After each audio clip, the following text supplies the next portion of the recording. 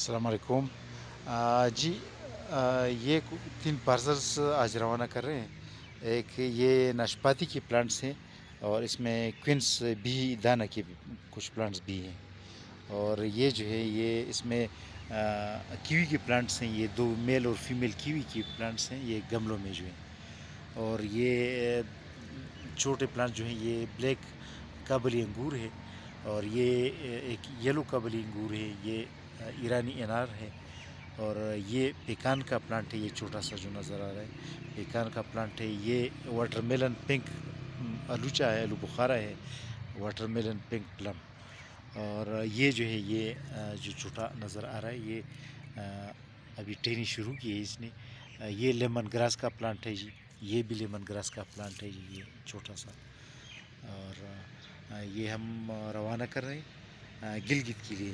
سلیم رضا صاحب گلگت کے لیے ہے، اس کا پارسل ہے۔ اور یہ شبیر حسین صاحب ضلع قصور پنجاب کا رہنے والا ہے۔ اس کی پارسل میں بیریز کے پلانٹس ہیں، یعنی پنک میسور ریسبیری، بلیک بیری، یلو ریسبیری، اور یہ پنک میسور ریسبیری کے پلانٹس ہیں، پنک میسور ریسبیری کافی اچھے صحت مند پلانٹس ہیں۔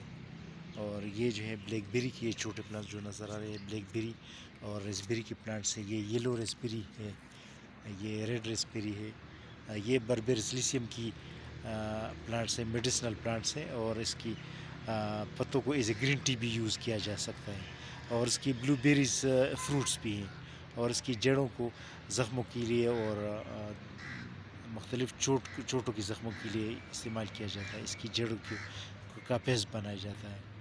اور یہ سلور بیری کے پلانٹس ہیں، یہ بربیرسلیسیم، یہ لیمن گراس کے پلانٹس ہیں۔